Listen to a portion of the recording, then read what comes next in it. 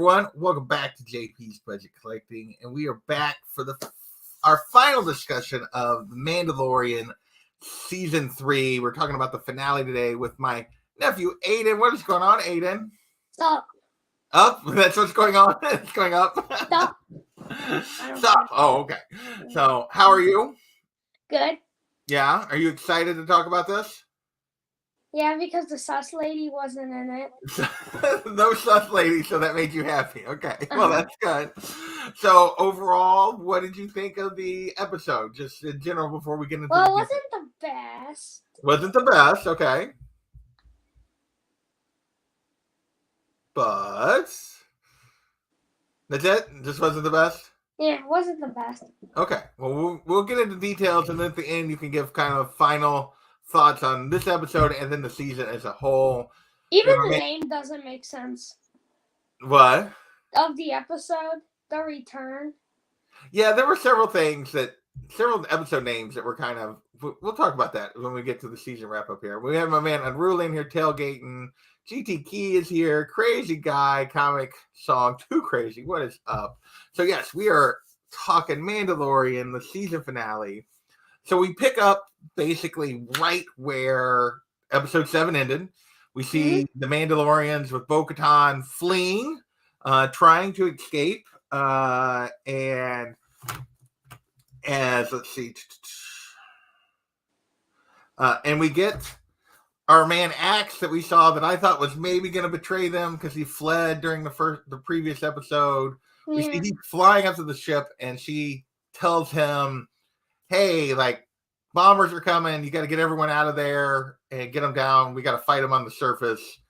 So we see that right at the beginning, and they're just kind of fighting their way out. What did you think of, like, her plan that she gives him right off the bat there? I don't know why when they first fought the troopers, why they didn't use grenades in the first place. I mean, like, wouldn't they have, like, multiple of them?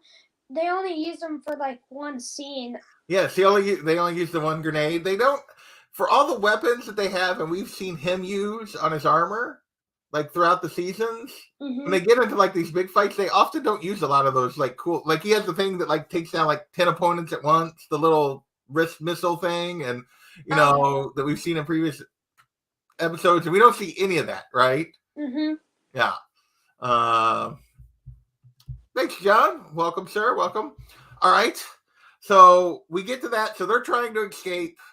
She's ordering him to bring reinforcements. And then we jump to Mando, who's been captured, but we see him try to also escape from his captivity.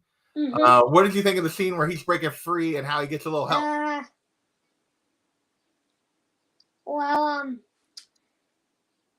He kind of did a pretty, like, fast, I guess. Yeah, I mean, like, he like bounced off the wall, then he got leashed by like a dog. Then he needed Grogu's help to walk over them and say no. Yes, Grogu and at least the machine blows up anyway. Well, yeah, we will definitely get there. But yeah, Grogu comes in and has to help him get it to escape. But yeah, I thought it was, he goes from unconscious to like fighting his way out pretty easily. And then how Grogu got there, I'm not sure, but it worked out good. So basically we end up with he and Grogu are going to go fight Moff Gideon. Bo-Katan is going to try to collect the rest of the Mandalorians and come back and fight some more. So let's see. But we also get that after they escape, we get a little of a throwback to the original Star Wars, because Gideon sees that they're running through the base, and he's like, the guy's like, you want us to get them? And he's like, no, I'll handle them myself, which goes all the way back to the original Star Wars movie when Obi-Wan is on the Death Star, and Vader's like, I'll deal with him myself. Did you catch that? Or did your mom catch that? No. But you notice he doesn't actually go after him. Like, there's a couple of scenes in there that was like, wait, he just waits for him to come to him. So what do you think about their little adventure as they're going through the base? Is like they're fighting all the guys. Mando should have took off the jetpack, I'm guessing is how he tracks him. Because of like the jetpack is like how is he tracking them? Like there's like I think he's tracking them by like the jetpack because it's his technology, and I guess he puts a GPS on his troopers. But yeah, I don't know how he was tracking them. That seemed very convenient. But then he didn't know where they were at. Was having a fake ball that I don't know how to GPS inside. So what did you think of, we'll stick with them for a minute, like what did you think of the whole scene where they fight the guys like with the little ray shield thing and like R5 comes down and helps them and they're like opening the gates and he's fighting two guys and once again we're having a Star Wars battle on a little walkway over like these empty spaces, so he throws the guys off and they just fall forever into the bottom, like all these bottomless pits in Star Wars. What did you think about that? I thought it was normal. Yeah, it's just normal for Star Wars, right? They just like to build walkways without railings and like with bottomless pits. So I don't know. It was just funny that it was another throwback to a common Star Wars thing. Is these walkways over like bottomless pits and then he's fighting those guys. Let's see. So yeah, R5 helps him, like it's helping him out. What do you think of like the use of R5 here? Did you think that was interesting or was it just kind of like thrown in there? What did you think about the use of R5? R5, I don't like R5. He's kind of a coward. Yeah, kind of a coward. Yeah. I mean, one small droid can just bully him that easily. Yeah. Well, he went and the one droid he stood up to, but like when there was like four of them, he ran away. Yeah. But he'd already done his job by that point. But yeah, he is definitely kind of a coward. So we jump back we see Axe arrives at the fleet. Like he takes his jetpack that we've seen couldn't outfly a bird in previous issues. They ran out of fuel. They couldn't like follow a bird around around the thing. But he takes his jetpack and he flies all the way to outer space. Maybe it's because if you go this direction, you get more energy instead of going that way. Yeah. Because you're close to the ground, unlike if you go up. I just thought it was interesting that his jetpack took him all the way to the spaceship, but he makes it, and all the Mandalorians, he orders them all onto the drop ships, so they're going to go down and attack the base while he stays behind. So, what did you think of his plan and his decision to stay behind on the ship and send everybody else to the ground? Smart, because what he's going to do is he's using the ship to destroy the base. Yeah. I wonder if anybody's on that base. Yeah, so that whole scene's another throwback to previous Star Wars stuff, right? Because he's piloting a ship that's crashing down into trying to hit something like Anakin did in episode 3. Remember when him and Obi-Wan and the Chancellor are like trying to land the half a ship that's like blowing up behind them? Yeah, you don't remember that. Okay, well, those are things I just thought. There was a lot of, callbacks to previous Star Wars stuff in this one. So meanwhile, conveniently, all the drop ships drop into the atmosphere just as all the bombers make it to space to attack the ship, to attack the big ship, right? Mm-hmm. So, let's see. Ray Shield Hallway, we already talked about that. So then after Mando gets through the ray shields or whatever in the guards, his little fight scene where he's going down the hallway, we find that Gideon has cloned himself. What did you think of the whole clones that we see? It was kind of creepy. Yeah. Like it's very weird-ish. I mean, you wouldn't be the leader anymore, it'd be them. You should just kill them all. It's starting it's starting a whole new Clone Wars, and we don't need tons of. I forgot his name. Moff Gideon. Moff Gideons. Yeah, I mean, for a guy who's like extremely he even said he did not have the obsession to clones in the last episode.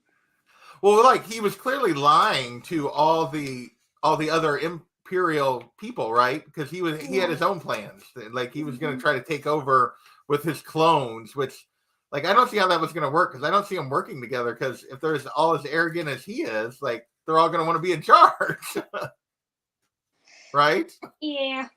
Yeah. I guess Thrawn just takes the lead and says, "None of you are the leaders. I'm the leader. Listen." Yeah, but he made them all more powerful than him. They were all going to have the Force. Like he wasn't going to be able to like keep them under control. Oh, I'm talking about Thrawn. Yeah. Oh well, yeah. Thrawn when he comes back for sure. So let's see. So they destroy the clones, which was good because I don't want to see more Moff Gideon. I was kind of worn out of him, and meanwhile we get because even if Moff Gideon didn't die, his armor suit would just start to get more stronger than Beskar, if that's even possible. Yeah. So and then it just starts to get annoying. It's like he's an inventor that just keeps his ideas and just keeps going with it, and it's gonna start to get annoying. Then Star Wars is gonna lose all their fans. Then Star Wars shuts down. Well, yeah, I do feel like they kind of milked Moff Gideon as the main bad guy for 3 seasons, and I don't know that he was that good of a bad guy for me that he needed to be around that long. But maybe Darth Vader could have done like 2. He'd be worth it. Well, Darth Vader by this point, Darth Vader's not alive anymore. If he was still alive. Yeah, he's not alive by this point in the timeline. But so the other thing we see is the reinforcements arrive. Well, before we see the reinforcements, we see that Bo-Katan and the others kind of take shelter in this cave with all this life. And what we see is like it's a garden. It's a garden, but what we see is the planet that they thought was destroyed, left to its own devices, is coming back on its own. Like plant life is coming back. It's slowly, like the planet is slowly recovering, like from the attack, right? That it didn't, even without their help, that life is finding a way on Mandalore. So they're going to, so hopefully I think it's going to be that they're going to try to find a better balance, because they had kind of destroyed, when they controlled the planet, they basically destroyed all the like wildlife and nature and had just had it under control. She was like, she'd only seen a garden like inside a city where they had kind of like forced it to grow. So, but after that little aside, all the reinforcements arrive, and we see that there was no traitor. The armor helps them. Axe Wolves is helping them. What did you think? Like all that build up that somebody was a traitor, and we got no traitor. There was nobody. It is not possible. Moff Gideon just figured out they were going to retake Mandalore. Right. Like, and well, in the previous title, you talked about the title of the episode was not, of this episode was The Return, which is, I guess, them returning. You could be Mandalorians returning to Mandalore, or it could be Grogu and thought it was Thrawn, but nope. Yeah, no, like, but the previous episode we talked about like spy or whatever, and it was like previous episode was like had something to do with a spy, and there was no spy. They were all. Were you disappointed that the armor was just on board? Yeah, like I was surprised that we didn't get a traitor, that we didn't get any sort of payoff to that thread that they appeared to lay the groundwork for. So meanwhile, the Mandalorians are attacking the base, but Jyn and Grogu face Gideon, right? We see them finally get to Gideon, and yeah, we see that he's got Beskar armor, but he's also enhanced it with like parts from the droids from season 2. Because if he just went solo on with Mando would obviously probably win. Right. So he just wants to cheat his way up by using stupid technology. Yeah. So he's all enhanced. He's got like an Iron Man suit. He's got the droid parts into his armor, and he's got Beskar armor. So yeah, he's basically cheating the best he can to make sure he wins. And yeah, he even destroys the Darksaber. Well, yeah, we're gonna get there. He destroyed, like, Bo-Katan comes to help Mando fight him, and he destroys the Darksaber. Meanwhile, we see the Praetorian guards come to help him, and they end up going after Grogu in IG-11. But let's just wait. Mando soloed the Praetorian guards first. For a little bit, yeah. Yeah. I mean, I don't understand how the Well, first time with the big guy. Yeah, but the big guy held up for a minute, and then he lost. I guess his gun was out, but he didn't use his gun. He just crawled on the floor, I guess. Yeah. Mando. Yeah, so Mando was holding his own for a minute, but he was about to lose when Grogu stepped in, and then they all just turned to attack Grogu in the suit, right? It's like Grogu is attractive, and they're going to attack, and that's the distraction. Yeah. So Mando's trying to help Grogu, but Gideon's keeping him from it. So that's when Bo-Katan comes to try to help him. Mm-hmm. Let's see, where am I at? So what did you think of the fight? Let's first deal with the fight, Grogu and Mando against the Praetorian Guards. What did you think of, like, how well Grogu, after his little bit of time with Luke, was using the Force during that? Like, yeah, he was really just playing. He was like hopping on the chandelier. Well, he was running, right? Mostly he was trying to run from him. But once he can't run anymore and Mando's fighting him, like, he's pushing them with the Force, and he's stealing their weapons, and like he's actually like showing some control that we hadn't seen before, right? Uh-huh. Yeah, so he's clearly like behaving in a more mature manner than we've seen him during this. Uh-huh. Yeah. So what did you think of? So meanwhile, Bo-Katan is losing to Gideon, and like you said, he destroys the Darksaber. Uh-huh. Which is kind of, what did you think of losing the Darksaber? Did you think it's probably a good thing for the Mandalorians?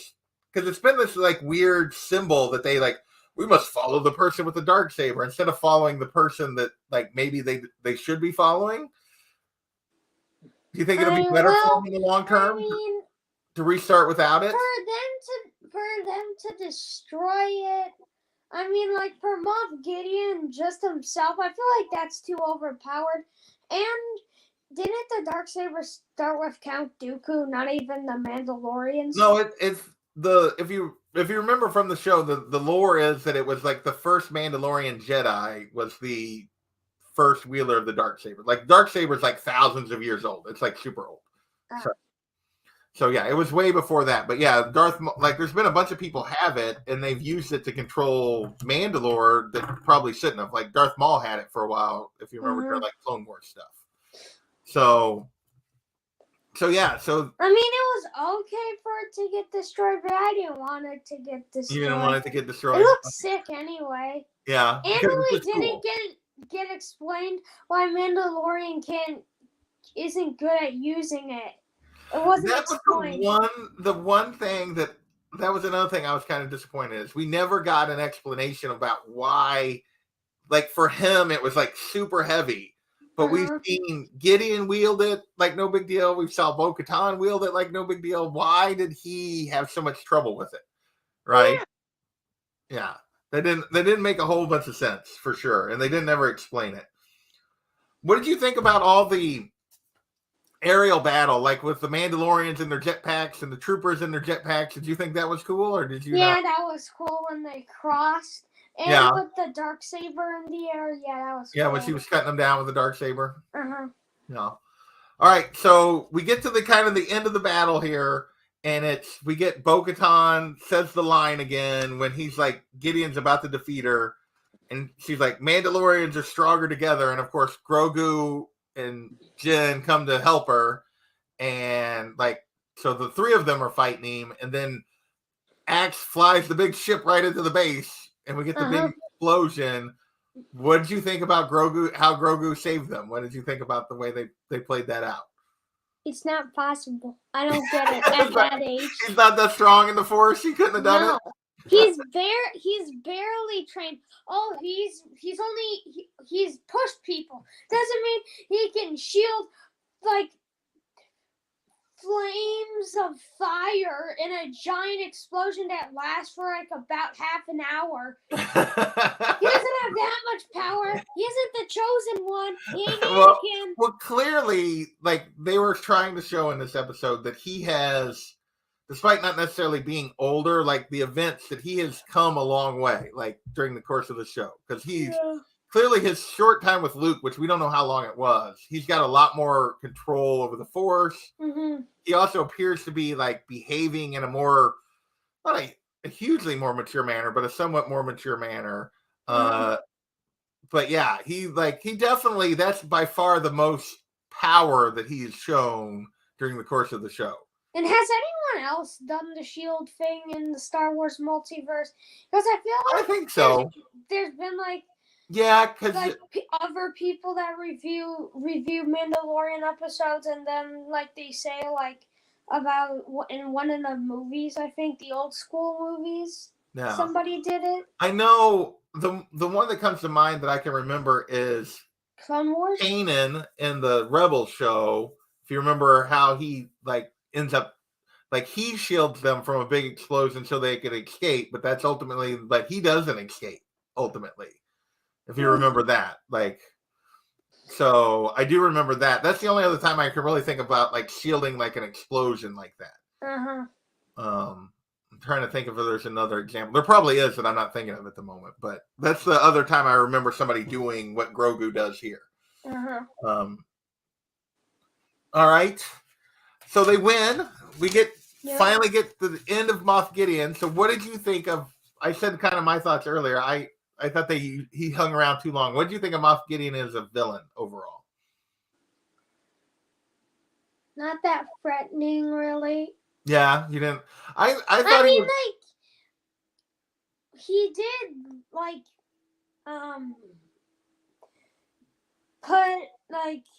have a base in Mandalore, but that was just him thinking in extra steps somehow. Yeah. He could predict the future. Well, clearly it was an explanation of where the bombers and stuff that came from after they went to Mandalore the first time that destroyed Bo-Katan's home when they went back. You know, the attack that we couldn't figure out where those ships came from that blew up her home that they were having to fight. So that explained that they were already there as what that was supposed to mean. But it was clearly like, yeah, I don't know. They only had a day to, they must have known way before, because they could not build a base inside rock. Clearly he had already taken Mandalore. He had that base there on his own anyway. Yeah. That was just his secret base. Okay, because everybody thought nothing could live on Mandalore, and clearly he was taking advantage of that. So what did we think of so we got rid of Gideon, which I'm not sad to see him go. What did you think of the wrap up here? We get to see them actually have another ceremony where they bring the kid takes the creed in the actual living waters. And the water somehow changes their mask color, and somehow the kid's head has not gotten bigger. Well, yeah. Well, it's only been like a month or something. It hasn't been that long, but yeah. But we see that. And then we see Jen officially adopt Grogu. So he's now Jen. What did you think about that? Cool, I guess. Cool, you guess that he's, that their relationship. It isn't a good name. It isn't a good name. I kind of agree. I'm not sure that's the best name, but we also see. So we get kind of the wrap up. We see that the Mythosaur is still alive on Mandalore. Yeah. We see them relight the Great. Still, no one has righted it yet. Yeah, nobody's attempted it yet. Yeah, nobody tamed it. We thought Bo-Katan was gonna leave Mando's covert to go ride on it and none of that happened. But I think that since the Darksaber was destroyed, I wouldn't think just riding on the Mythosaur would. Well, and at this point, maybe they don't need to. It's a way to consolidate rule by controlling a Mythosaur. But like at this point they all just she's just gained their trust, right? So she doesn't really need the symbols to lead at this point. So, all right, but then we see Din and Grogu are gonna like continue their adventures. So they're not gonna stay on Mandalore. He has to take Grogu on adventures. So we see them go get basically the setup for future Mandalore seasons, that he's gonna be a bounty hunter for the New Republic, doing jobs they can't do. And so what did you think of that? Yeah, Mando is not being a bounty hunter with a kid that is barely trained. Well, he clearly like saved him a couple times during that fight in the final fight. But yeah, Grogu is a lot to handle with combat, and if you're fighting somebody big as a threat as Moff Gideon. Yeah. He could get in the way unless he had like a suit, or unless he was actually older. Yeah. So that's but he's clearly going to do that. And yeah, Grogu doesn't have a suit. He lost IG-11 or IG-12. But we do see the return of IG-11. They use the parts they get from the New Republic pilot. And we see they now have a marshal, that IG-11 is back and functioning and going to be the marshal in town. What do you think about the return of IG-11? Too much attempts. They've done it like 3 times by now. Overdone? Yeah. Yeah, it's been a little bit wasted of time. I mean, we could have maybe seen like Mandalorian hog an episode of Mandalorian or something. Yeah. Yeah. All right. Well, and then we get Can't believe it's still not official. There's a second season of Boba Fett yet. They're making a big mistake not trying to. Yeah. Well, we'll see. They may still do that, but no, not yet. We haven't got a second season of Boba Fett. And we don't know if it's going to be one more season of Mandalorian, but there has to, because it would set up a movie. Yeah. If they made another season, set up the movie. But we see them settle on Navarro, and Mando's just sitting on his porch having a drink, and Grogu, again, another sign of him becoming a little more mature, like he's using the Force to pick up a frog, which he was doing that with Luke just to eat the frogs. And this time he just is using the Force and then drops the frog back in. So, all right. So overall, what did you think of, you already said kind of your thoughts on this episode, that it wasn't the best. What did you think about the season as a whole? What did you think about the season this season? An 8. An 8. What do you mean? Like, in what way? 8 out of 10. Oh, an 8. I'm sorry, I think you said an 8 out of 10. Okay, so what were the things that you liked about it? I liked some of the camp. I liked seeing the guy from Back to the Future. Okay. In that episode, I liked also seeing Jack Black. Okay. I also like seeing the Mythosaur. The Mythosaur, okay. What else? I mean, there's a lot of bad things I could say about Well, we know the thing you dislike the most about the season. You've talked about that extensively. So, were there anything other than the sus girl that was like you wish had been that you would have liked to have seen done a little differently? Explaining more detail. Yeah. The show needs more detail, like with explaining the Mandalorian with the Darksaber thing. It needs more detail. Yeah. We're going quick by using culture, and all culture, that's all it is, without even a picture. I would agree with that. There were several threads that they kind of started that they didn't, like his struggles with the Darksaber and other things that they never really wrapped up or finished. I think my biggest complaint was I think they should have moved on from Gideon as the villain. But I mean, I get it because he was the one that had ordered the destruction of the planet or whatever. But I don't know. I felt like going back to, they went to that well one too many times. I didn't think he worked as well. I mean, they could have done Thrawn this season. Yeah.